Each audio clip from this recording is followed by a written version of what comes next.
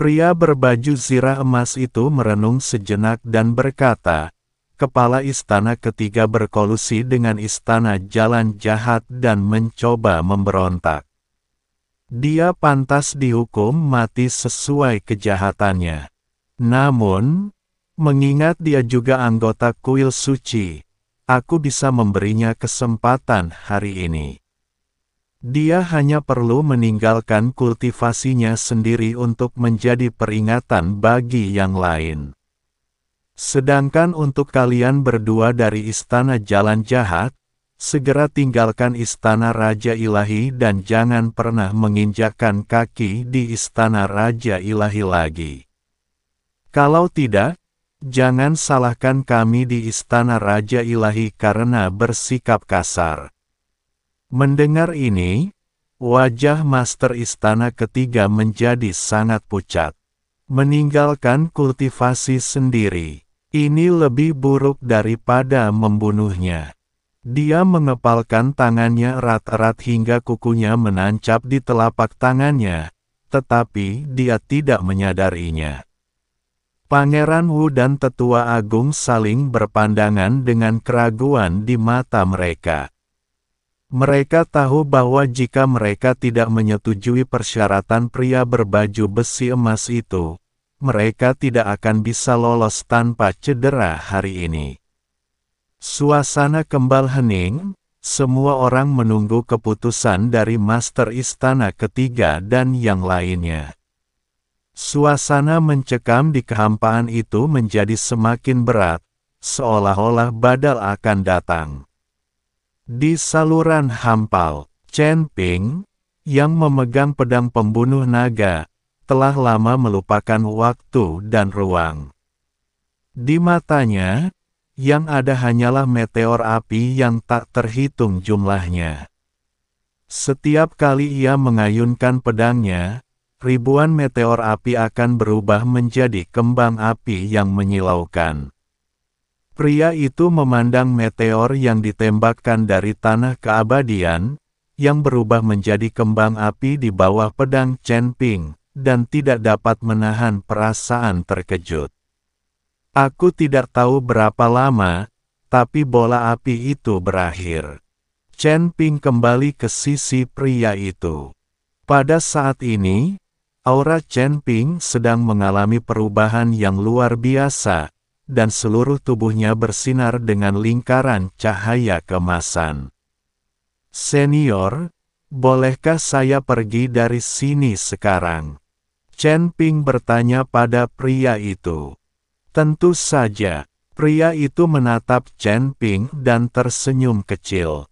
Terima kasih, senior. Chen Ping dengan gembira menangkupkan kedua tangannya untuk mengungkapkan rasa terima kasihnya.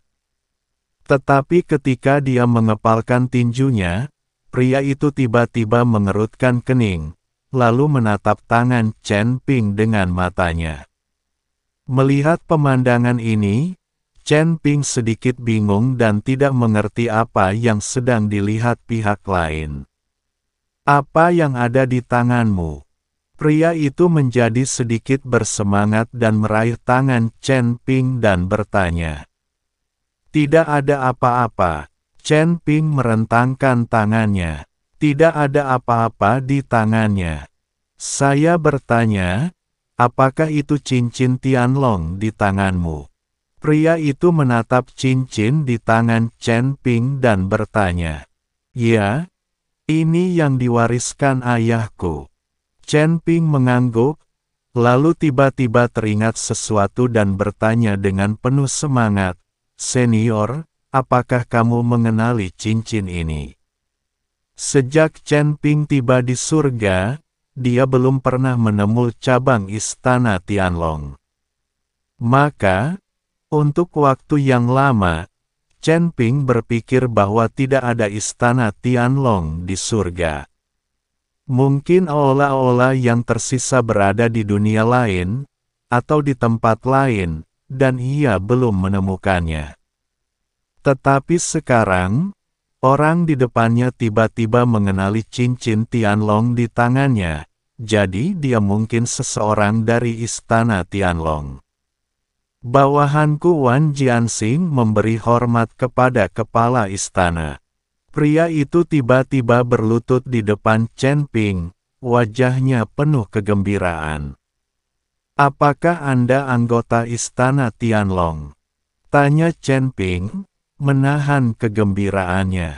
Ya, saya anggota istana Tianlong. Wan Jianxing mengangguk. Bagus, tolong bangun.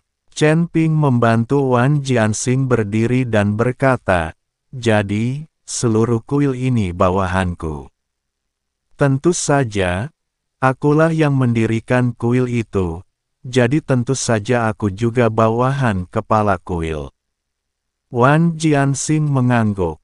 Chen Ping hampir pingsan ketika mendengar ini dan tidak bisa menahan diri untuk tidak mendesah. Tuan istana, aku heran kenapa kau mendesah. Tanya Wan Jianxing. Dia tidak tahu bahwa Chen Ping mempunyai konflik dengan kuil, dan beberapa kepala kuil telah dibunuh oleh Chen Ping. Sekarang tampaknya Chen Ping membunuh semua anak buahnya sendiri. Jangan panggil aku Master Istana, panggil saja aku Chen Ping. Aku hanya mendesah karena segala sesuatunya tidak terduga. Aku tidak menyangka kuil akan menjadi kekuatanku. Chen Ping berkata tanpa daya. Dan, Tuan Chen, senang sekali bertemu denganmu.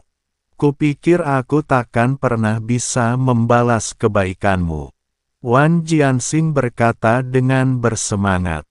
Chen Ping tahu bahwa Wan Jianxing pasti telah menerima bantuan dari ayahnya dan menjadi anggota istana Tianlong. Tolong bawa aku pergi dari sini dulu. Aku harus pergi ke surga ke-8 sesegera mungkin. Kuil itu mungkin dalam bahaya sekarang.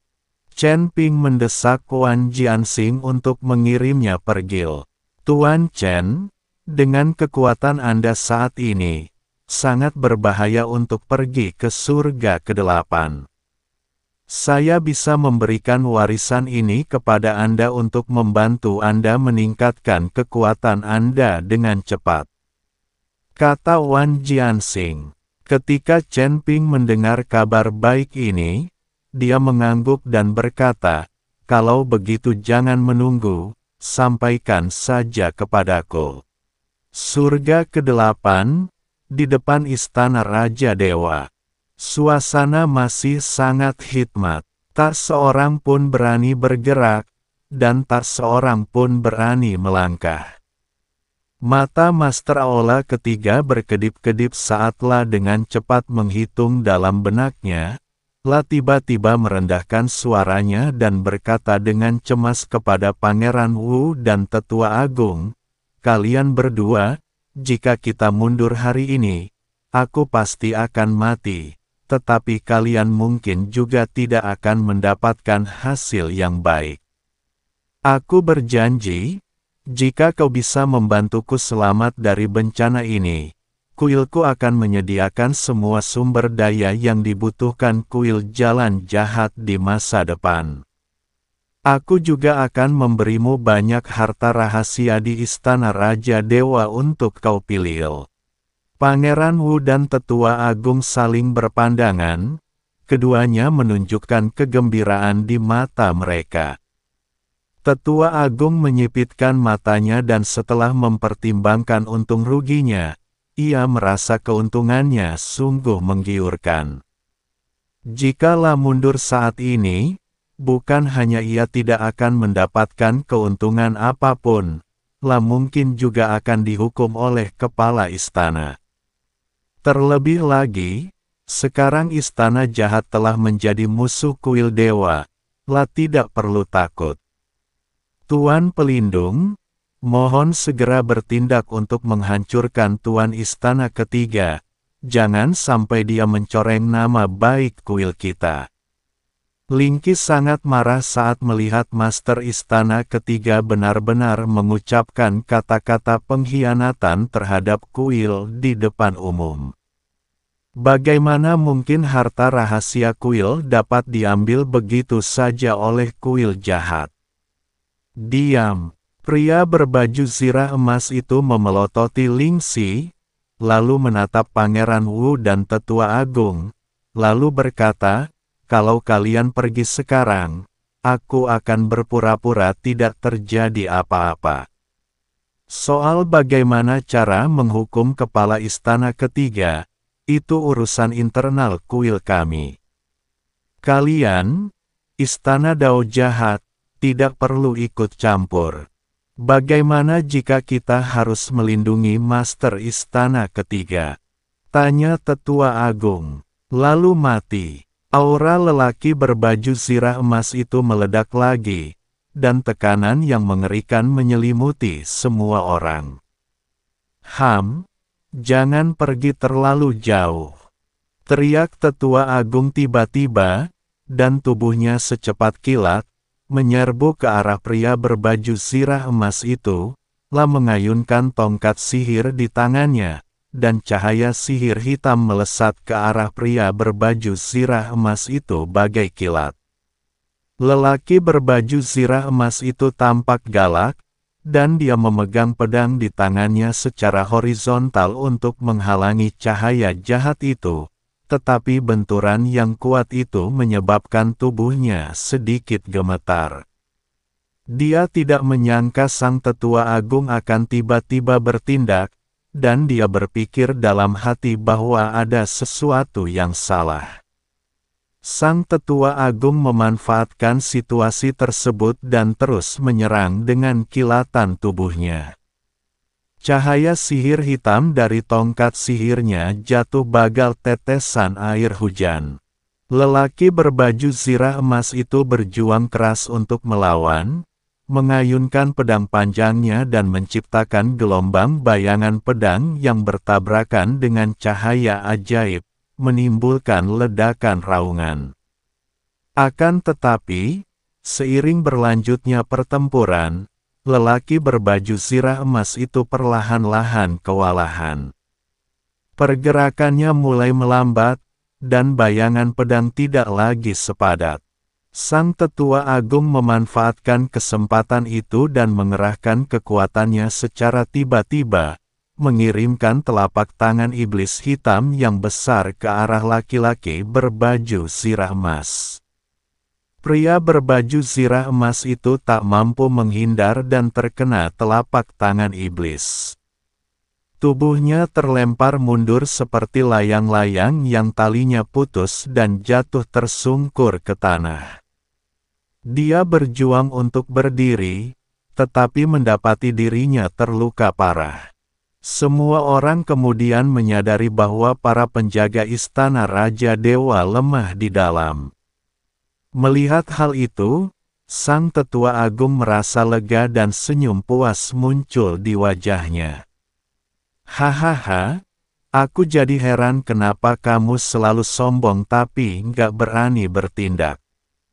Ternyata kamu pecundang yang cuma bisa bikin orang takut." Sang Tetua Agung tertawa terbahak-bahak. Master istana ketiga menghela napas lega melihat ini. Awalnya lah mengira penjaga ini begitu kuat, tetapi sekarang tampaknya ia hanya mencoba menakut-nakuti orang. Melihat ini, Master Aula keempat Lingki menjadi sangat cemas dan segera berteriak kepada pria berbaju zirah emas itu, "Master Guardian, cepat panggil 3 pengawal lainnya. Dengan kita berempat bekerja sama, Tetua Agung Aula jahat ini pasti bukan tandingannya." Namun pria berbaju zirah emas itu tetap diam. Raut wajahnya serius saat ia perlahan berdiri dan berbisik, "Dari keempat penjaga, hanya aku yang terjaga sekarang." Ketika kata-kata ini diucapkan, semua orang terkejut. Secercah kegembiraan terpancar di mata Master Istana ketiga, sementara Pangeran Wu dan Tetua Agung menjadi semakin tidak bermoral. Sang Tetua Agung mencibir, "Jadi kau hanya macan kertas. Hari ini, aku akan membuat istana Raja Ilahimu membayar harganya. Sambil berbicara, dia kembali menyerbu ke arah lelaki berbaju zirah emas, siap mengalahkannya dalam satu serangan. Berhenti, diiringi suara pedang, sesosok muncul dari kehampaan. Ketika sosok itu mendekat, semua orang menyadari bahwa itu adalah Chen Ping. Chen Ping. Ketika Ling Qi melihat Chen Ping, La langsung terkejut. La tahu bahwa Chen Ping telah dijebak di lorong hampa oleh penguasa aula ketiga menggunakan teknik terlarang para dewa. Jika Anda terjebak di dalamnya, ada kemungkinan besar Anda tidak akan bisa keluar hidup-hidup. Namun kini, Chen Ping benar-benar tampak hidup. Ketika Master Istana Ketiga melihat Chen Ping, wajahnya dipenuhi ketidakpercayaan. Bagaimana kau meninggalkan lorong hampa itu? Tanya Master Istana Ketiga dengan heran. Tuan Istana Ketiga, siapakah orang ini? Tanya Pangeran Wu. Dia adalah Chen Ping, orang yang menghancurkan rencana kita dan membunuh tetua Sue Wuying. Kata Master Istana Ketiga. Oh, inikah anak laki-lakinya? Mata Pangeran Wu menyipit, tatapannya penuh dengan niat membunuh. Namun, Chen Ping mengabaikan mereka dan menatap Ling Xi dan bertanya, Tuan Istana Keempat, apakah Anda baik? Baik saja, aku baik-baik saja. Ling Xi menggelengkan kepalanya dan bertanya dengan heran, bagaimana kau bisa keluar dari lorong hampa itu? Chen Ping tidak menjawab, tetapi tersenyum tipis, saya akan menjelaskannya kepada Anda setelah saya menangani situasi saat ini. Setelah mengatakan ini, Chen Ping menatap Master Istana Ketiga dengan tatapan dingin dan dingin. Sebagai Master Istana Ketiga Kuil Dewa, kau berkolusi dengan Istana Dao jahat dan mencoreng nama baik Kuil Dewa. Apa kau tahu dosamu? Master Aula Ketiga tertegun sejenak, lalu mencibir, Chen Ping, kau pikir kau siapa? Apa kau pikir kau berhak mempertanyakan urusan kuil kami? Apa kau mau mati? Karena kau menolak bertobat, aku hanya bisa menghukummu mati sesuai aturan kuil. Chen Ping berkata dengan tenang. Hahaha, apa kau sampai ketakutan di lorong hampa itu? Beraninya kau bicara seperti itu padaku. Master Istana Ketiga tertawa terbahak-bahak. Bahkan Tuan Istana Keempat Ling Xi bukanlah tandingannya, dan Chen Ping, seorang pria yang bahkan belum mencapai negeri dongeng manusia, berani mengatakan bahwa dia dapat membunuhnya. Pangeran Wu menyipitkan matanya dan berkata, sialan. Aku malah bertemu seseorang yang bahkan lebih sombong dariku. Menurut pendapatnya, Chen Ping baru saja mencapai puncak alam abadi duniawi dan bahkan belum mencapai alam abadi manusia. Berani sekali dia mengucapkan kata-kata yang sombong itu, benar-benar suatu yang dilebih-lebihkan. Namun, pada saat ini, hanya Master Istana Keempat Ling Qi yang tahu bahwa kekuatan Chen Ping tumbuh pada kecepatan yang belum pernah didengarnya. Dalam waktu singkat, Chen Ping meningkatkan kekuatannya ke puncak alam abadi bumi, yang lebih cepat dari roket. Ling Xi tahu bahwa dirinya mungkin bukan tandingan Chen Ping sekarang. Berhenti bicara omong kosong, atau kalian berdua akan bersatu. Chen Ping hanya melirik Pangeran Wu dan berkata, Pangeran Wu itu bahkan tidak bisa mengalahkan Ling Xi, jadi dia tidak layak mendapatkan perhatian Chen Ping. Sial, Apa hebatnya dirimu? Pangeran Wu murka dengan sikap menghina Chen Ping dan hendak mengambil tindakan, tetapi dihentikan oleh Master Istana Ketiga. Pangeran Wu, serahkan orang sok penting ini padaku. Setelah Master Istana Ketiga selesai berbicara, dia menatap Chen Ping tanpa henti dan berkata, "Ayo." Meskipun dia tidak tahu bagaimana Chen Ping bisa keluar hidup-hidup dari lorong kehampaan itu, namun dengan kekuatan Chen Ping di alam abadi duniawi, dia masih bisa membunuhnya meski dengan satu tangan di belakang punggungnya.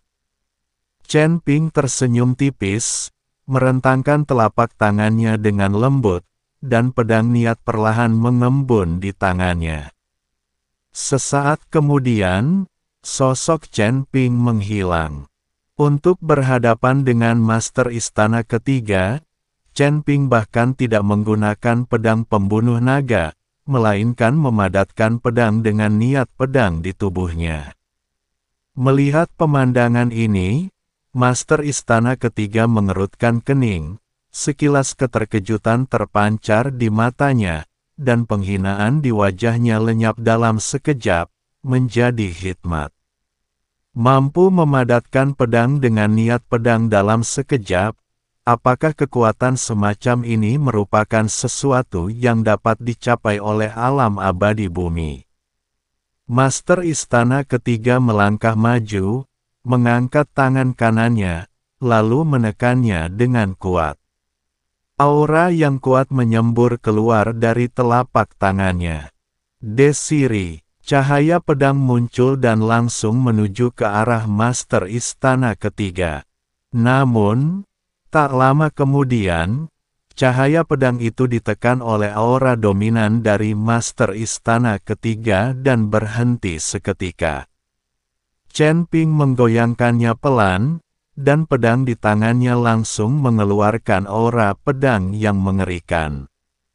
Ledakan. Dengan suara keras, kepala Istana Ketiga terkejut dan mundur berulang kali, mundur 100 kaki sebelum sempat menstabilkan tubuhnya. Wow, melihat pemandangan ini, semua orang terkejut, bahkan mata Lingqi berkilat ngeri. Tidak menyangka pertumbuhan kekuatan Chen Ping lebih cepat dari yang dibayangkannya. Wajah Pangeran Wu sangat jelek saat ini. Penghinaannya terhadap Chen Ping barusan menjadi tamparan di wajah, membuat wajahnya memerah. Dia tahu bahwa dia tidak memiliki kemampuan untuk memaksa Master Istana Ketiga mundur dengan satu gerakan. Kepala Istana Ketiga berhenti dan menatap Chen Ping. Ekspresinya sangat buruk, seolah-olah dia baru saja makan kotoran. Lagi pula, terlalu memalukan untuk dipaksa mundur oleh Chen Ping di depan begitu banyak orang.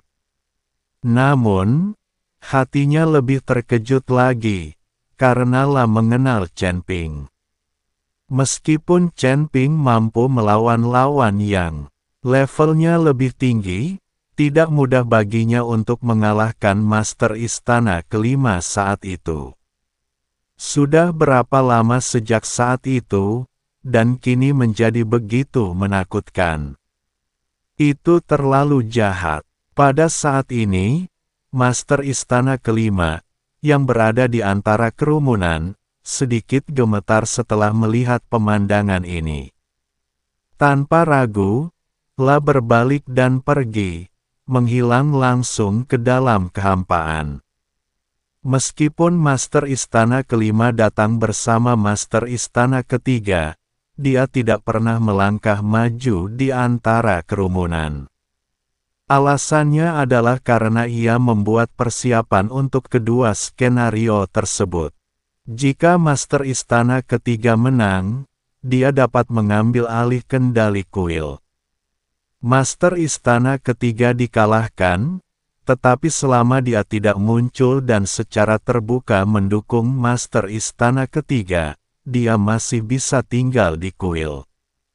Kini melihat Chen Ping memaksa Master Istana Ketiga mundur dengan satu gerakan, Master Istana Kelima pun melarikan diri tanpa ragu-ragu. Master Istana Kelima pergi dengan sangat rahasia, dan murid-murid Istana Ketiga, termasuk Master Istana Ketiga, tidak memperhatikannya. Namun, Tetua Agung melihatnya. Melihat Master Istana Kelima yang melarikan diri, Tetua Agung sedikit mengangkat sudut mulutnya dengan seringal di wajahnya. Kau ditakuti oleh Chen Ping. Apa kau lupa keberadaanku? Meskipun Chen Ping memaksa Master Istana Ketiga mundur dengan satu gerakan, Tetua Agung tidak khawatir. Tidak peduli seberapa kuatnya Chen Ping, dia hanya seorang kultivator kecil di alam abadi bumi dan tidak perlu dikhawatirkan. Pada saat ini, Chen Ping, setelah memaksa Master Istana Ketiga mundur dengan satu gerakan, tidak menunjukkan banyak kegembiraan. Sebaliknya, matanya sedikit menyipit.